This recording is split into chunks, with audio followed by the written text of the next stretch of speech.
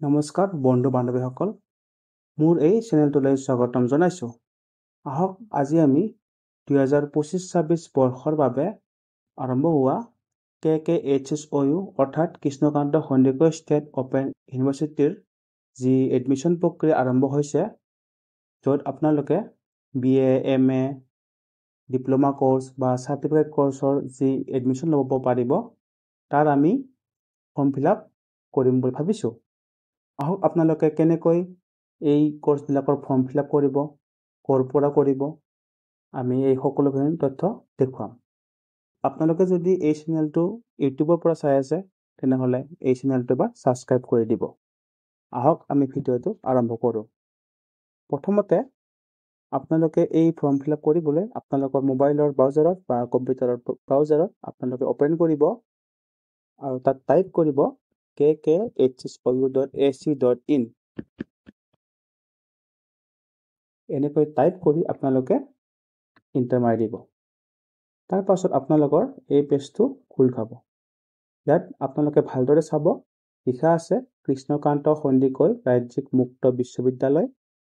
তাত আপোনালোকে বাওঁহাতৰ ওপৰত য'ত এডমিশ্যন লিখা আছে, তাৰ পৰা আপোনালোকে যাব পাৰিব। অন্যথা আপোনালোকৰ তলত চাব, আপোনালোকৰ ইয়াত অনলাইন এডমিশ্যন লিখা আছে, তাৰ পৰা আপোনালোকে যাব পাৰিব। যিকোনো এটা লিংকৰ পৰা আপোনালোকে ক্লিক কৰিব পাৰিব। য'ত এডমিশ্যন লিখা আছিলে, তাৰ পৰা মই ক্লিক কৰিলোঁ। আপোনালোকৰ এই পেজটো খোল খাব, য'ত লিখা আছে আপোনালোকৰ এডমিশ্যনছ টু জুলাই 2025 ছেছন নাও অ'পেন।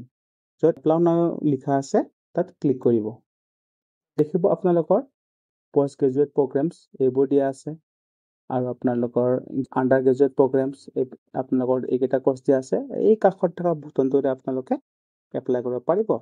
আহক আজি আমি এই যিটো পষ্ট গ্ৰেজুৱেট প্ৰগ্ৰেম আছে, তাৰ আমি এপ্লাই আৰম্ভ কৰোঁ।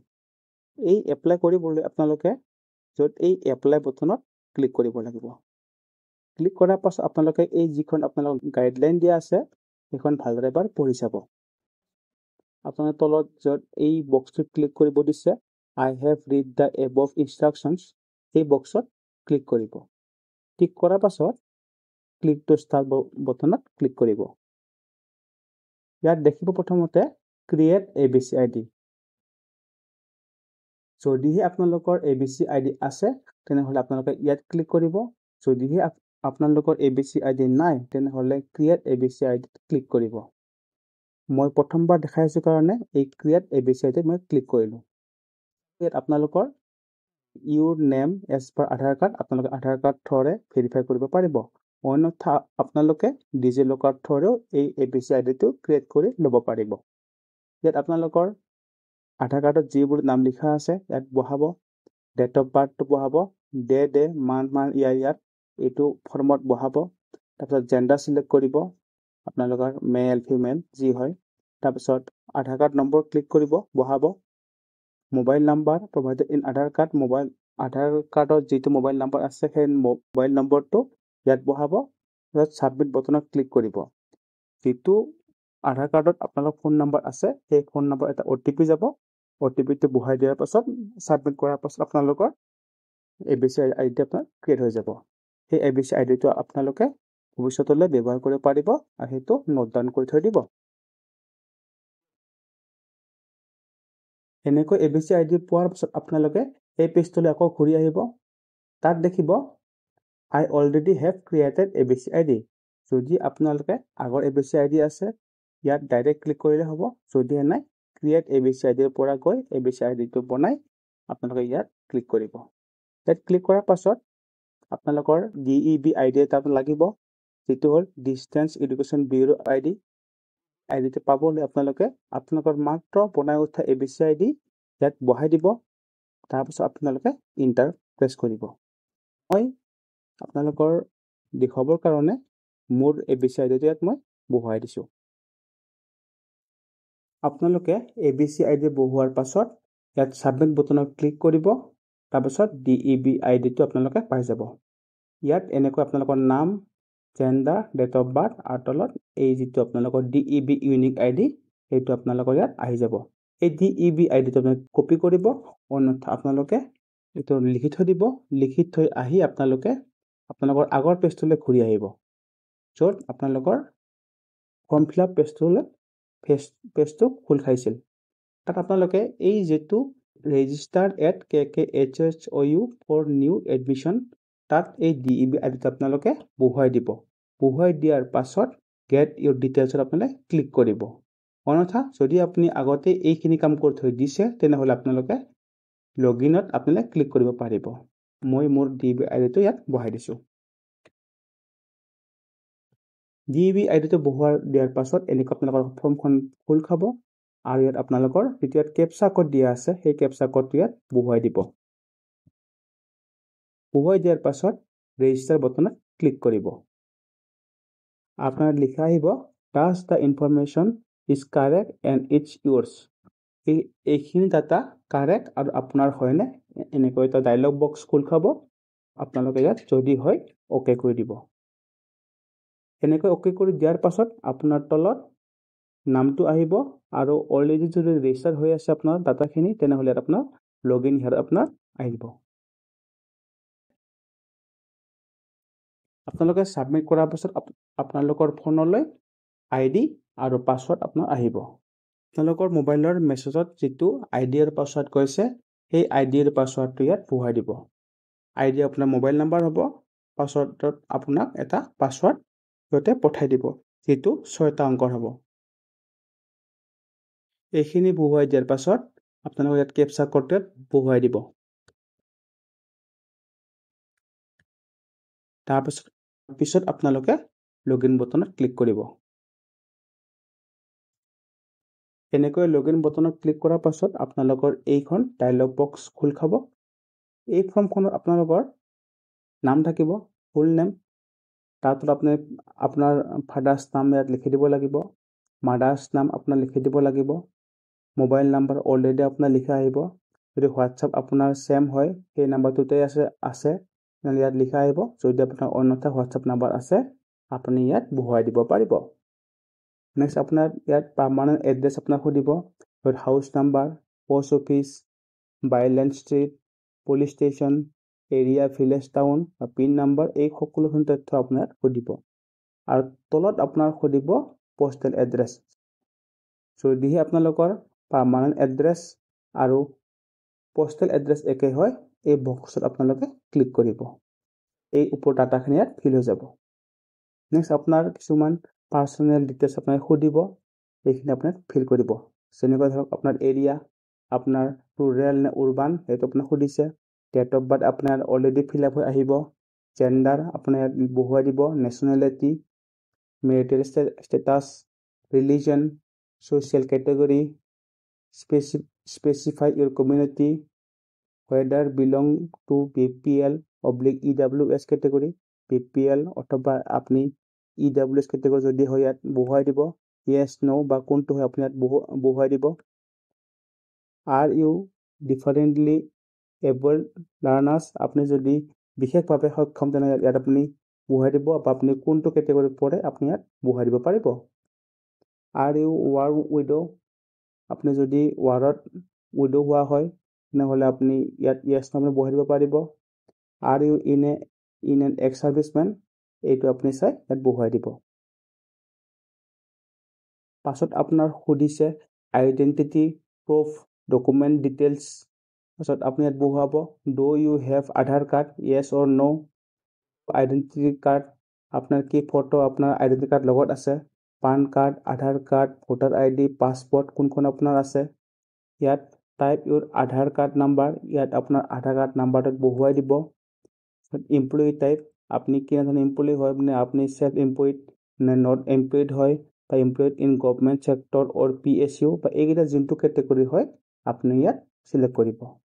নেক্সট আপোনাৰ academic bank of credits ID details, আপুনি যে প্ৰথমতে ABC আইডিটো বনাইছিলোঁ, সেইটো ID ইয়াত আপোনাৰ অলৰেডি ফিল আপ হৈ আহিব। দিছে এডুকেশ্যনেল কোৱালিফিকেশ্যন, আপুনি কি আপুনি ইয়াত পাছ কৰিছে, লাষ্ট কোৱালিফিকেশ্যন আপুনি কি পাছ কৰিছে, ফুল মাৰ্কছ আপোনাৰ কিমান আছিলে, কোৱালিফিকেশ্যন নেম আপুনি কি পাছ কৰিছিলে, অবটেইন মাৰ্ক আপুনি বা গ্ৰেড আপুনি কি পাইছিলে, বৰ্ড আপুনি কোনটো বৰ্ডৰ পৰা আপুনি পাইছিল, আপোনাৰ কিমান পাৰ্চেণ্টেজ আছিলে পাছিং ইয়াৰ এইটো আপোনাৰ পাছিং ইয়াৰ আপুনি ইয়াত সিলেক্ট কৰিব পাৰিব নেক্সট আপোনাক সুধিছে any other programme information currently আণ্ডাৰগোয়িং আপুনি বৰ্তমান কিবা কোৰ্স কৰি যদিহে আছে তেনেহ'লে ইয়াত আপুনি বহাব পাৰিব নেক্সট আপোনাক সুধিছে admission information from where did you got our information আপুনি এই এডমিশ্যনৰ খবৰটো আপুনি ক'ৰ পৰা পাইছে আপুনি ইয়াত আপুনি সিলেক্ট কৰি বহাই দিব পাৰিব ঠিক আছে মই এই তথ্যখিনি মই বহুৱাই দিওঁ আপোনালোকে এই ডাটাখিনি ফিল আপ কৰি পাছত সেভ এণ্ড কণ্টিনিউ অপশ্যনত ক্লিক কৰিব সেভ এণ্ড কণ্টিনিউ অপশ্যনত ক্লিক কৰাৰ পাছত এনেকৈ আপোনাৰ খোল খাব ইয়াত ডাটা আপডেট সাকসেসফুলি বুলি আহিব ইয়াত ওকে বটনত ক্লিক কৰিব ক্লিক কৰাৰ পাছত আপোনালোকৰ সেকেন্ড ষ্টেপলৈ আহিব সেকেন্ড ষ্টেপত আপুনি কি প্ৰগ্ৰামত আপুনি এডমিশ্যন ল'ব বিচাৰে সেইটো আপুনি ক্লিক কৰিব লাগিব নেক্সট আপোনাৰ এইকেইটা কোৰ্সৰ আপোনাৰ ইয়াত সিলেবাস পেপাৰ আপুনি ইয়াত চাব পাৰিব নেক্সট আপোনাৰ ডিস্ট্ৰিক্ট আপুনি কোন ডিস্ট্ৰিক্টত আপুনি এডমিশ্যন ল'ব next select for study centre আপুনি কোনটো ষ্টাডি চেণ্টাৰ আপুনি সিলেক্ট কৰিব মিডিয়াম আপুনি কি মিডিয়ামত আপুনি এডমিশ্যন ল'ব এইখিনি মই ফিল আপ কৰি দিছোঁ সাবজেক্ট সিলেক্ট কৰাৰ পাছত আপুনি ইয়াত ইলেক্টিভ সাবজেক্ট আপুনি সিলেক্ট কৰিব লাগিব যেহেতু আপোনাৰ ইয়াত এখন কোৰ সাবজেক্ট থাকিব আপোনাৰ কোৰ সাবজেক্টত আপোনাৰ তিনিখন সাবজেক্ট থাকিব তাৰপিছত আপোনাৰ থাকিব AEC বুলি পাছত আপোনাৰ থাকিব VSC বুলি আৰু আপোনাৰ থাকিব DSE বুলি DSC হ'ল আপোনাৰ মেইন কোৰ সাবজেক্ট এইখন আৰু DSE হ'ব আপোনাৰ ইলেক্টিভ সাবজেক্ট এইখন লগতে আপোনাৰ থাকিব AEC আৰু VSC আপুনি ইলেক্টিভ সাবজেক্ট আপুনি সিলেক্ট কৰি লওক ইয়াৰ পৰা যিকোনোখন আপুনি সিলেক্ট কৰিব পাৰিব তাৰপিছত আপুনি AEC সাবজেক্ট এখন সিলেক্ট কৰক VSC সাবজেক্ট এখন আপুনি সিলেক্ট কৰক এনেকৈ সিলেক্ট কৰাৰ পিছত আপোনালোকে ইয়াত ওচৰত ইয়াৰ সিলেবাসবোৰ আপুনি চাব পাৰিব নেক্সট আপুনি সিলেক্ট কৰক আপুনি কোনখন ডিস্ট্ৰিক্টত আপুনি এডমিশ্যন ল'ব বিচাৰে ডিস্ট্ৰিক্ট সিলেক্ট কৰক সেই ডিস্ট্ৰিক্টৰ আপুনি ষ্টাডি চেণ্টাৰ সিলেক্ট কৰক তাৰপিছত আপুনি ইয়াৰ মিডিয়াম আপুনি কি ল'ব বিচাৰে সেইটো আপুনি ইয়াত সিলেক্ট কৰক সিলেক্ট কৰাৰ পিছত আপুনি ইয়াত সেভ এণ্ড কণ্টিনিউ বটনত ক্লিক কৰি দিব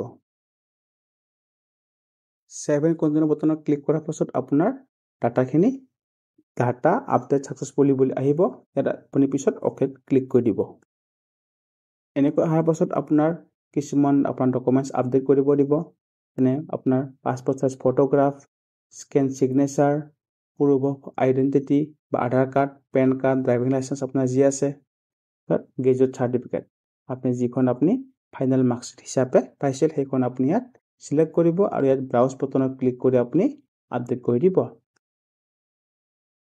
এনেকৈ আপোনালোকে সকলোখিনি ডকুমেণ্টছ আপলোড দিয়াৰ পাছত এনেকৈ আহিব আপুনি যদি সেই আপলোড দিয়া ডকুমেণ্টছবোৰ চাব বিচাৰে এই লিংক অপশ্যনত ক্লিক কৰিব আৰু সেই এগেইনষ্টত আপুনি ডকুমেণ্টছখন দেখা পাই যাব যদি আপোনাৰ ভুল হৈছে আপুনি আকৌ ডিলিট অপশ্যনত ক্লিক কৰি আকৌ সেইখন আপোনালোকে পুনৰবাৰ আপডেট দিব পাৰিব যদি আপুনি আপোনাৰ এপ্লিকেশ্যন প্ৰচেছ ইতিমধ্যে আপোনাৰ শেষ হৈছে আপুনি যদি আপোনাৰ এপ্লিকেশ্যন আপুনি চাব বিচাৰে আপুনি প্ৰিভিউ এপ্লিকেশ্যন আপুনি ক্লিক কৰিব ক্লিক কৰিলে আপোনাৰ এপ্লিকেশ্যনখন আপোনাৰ শ্ব' হ'ব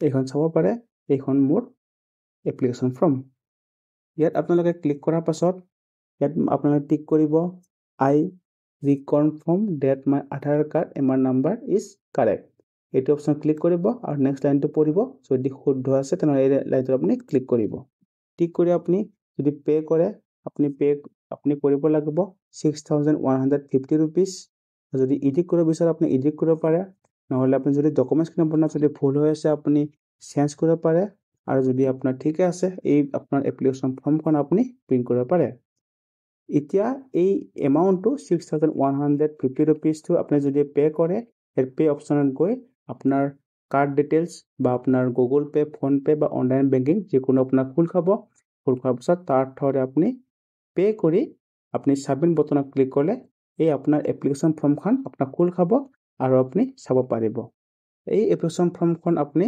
আপোনাৰ ওচৰত য'ত আপুনি ষ্টাডি চেণ্টাৰ সিলেক্ট কৰিছিলে তাত আপোনালোকে গৈ জমা দিব পাৰে জমা দিলে তাৰ পৰা আপোনাক যোগাযোগ কৰা হ'ব আজি আমি KKHSOUৰ MA পোষ্ট গ্ৰেজুৱেট কোৰ্চৰ ফৰ্ম ফিল আপ কৰি দেখুৱালোঁ। আপোনালোকে ভিডিঅ'টো কেনে পালে মোক জনাব। যদিহে আপোনালোকে ভিডিঅ'টো ভাল পালে লাইক, কমেণ্ট আৰু শ্বেয়াৰ কৰিব। এনেধৰণৰ আপডেট পাই থাকিবলৈ মোৰ এই চেনেলটো আপোনালোকে ছাবস্ক্ৰাইব কৰি দিব। আজিলৈ এৰিছোঁ ইমানেই। ধন্যবাদ।